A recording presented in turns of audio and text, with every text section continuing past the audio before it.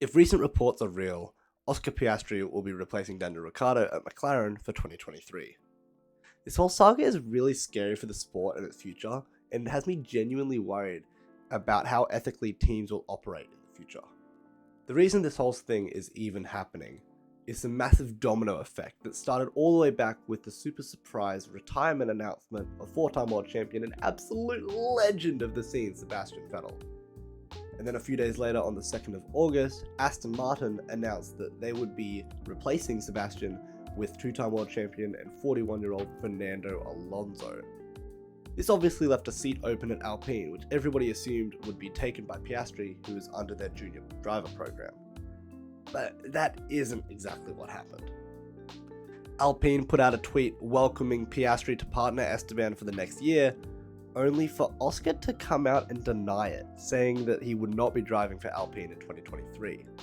Dates in this whole thing are really important. If Oscar was offered a seat before July 31st at Alpine, he had to accept it contractually because he is an Alpine junior driver.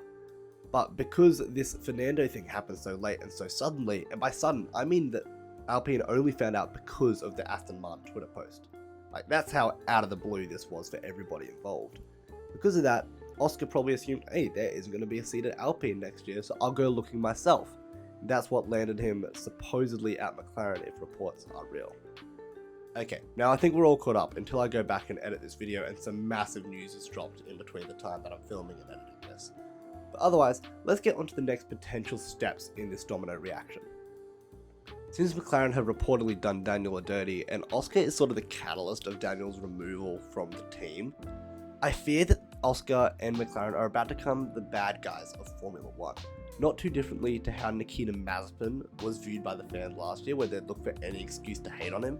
The obvious difference here is Oscar isn't a shitty human and actually deserves a seat in the sport.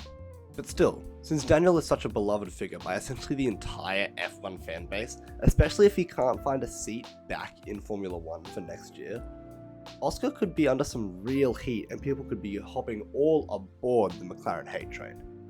If Oscar crumbles under the pressure and doesn't perform to the standard that his junior championship victory suggests that he should be, he'd be the biggest bust in Formula 1 in a hot minute.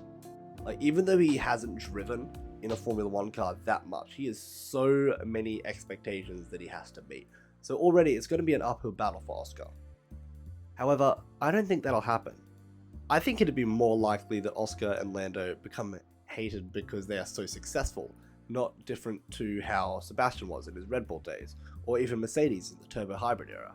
But again, I don't think that is the most realistic option. Honestly, in the next few years, McLaren will probably stay in that top 4 of the Constructors' Championships and will occasionally be able to snag a podium when the frontrunners fall out, but that's about as high as I see them going.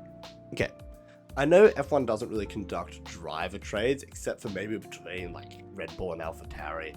That's kind of different, but still, drivers typically get their contracts and honour them, and so do the teams. The saving grace for McLaren is that Daniel is in charge of the opt-out clause in their contract, but Daniel decides whether or not he stays at McLaren for the next year. So I don't know, McLaren could maybe do a sneaky, chuck a little bit of money over to Daniel, say, hey, you want to leave this team? Yeah, you do. And then he can just leave with a boatload of money and he's out of the team, even though he wanted to stay. He said it himself.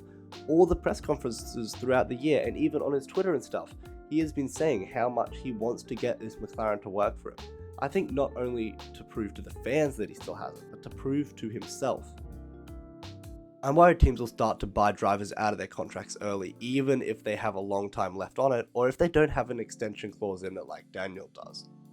Imagine next season, Valtteri is washed as shit, and Mick is popping off in that Haas somehow if they get it to work. And I don't know, Alpha and Ferrari are connected, and Mick is a part of that Ferrari junior driver program.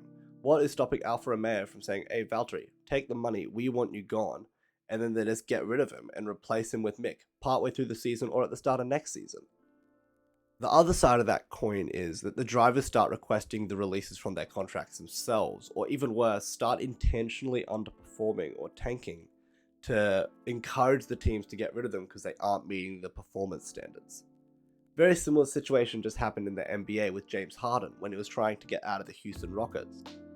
Scenarios like this would be very worrying for the future of Formula One, and it's a direction that should be avoided at all costs. There are so many uncertainties in this whole situation. How will Oscar perform at McLaren? How will the fans react to him? How will Daniel perform in a non-McLaren? Will he stay in the sport at all? There are two things that are for certain. This saga is nowhere close to being done, and Drive to Survive is going to have an absolute ball with this whole thing. Thanks for watching.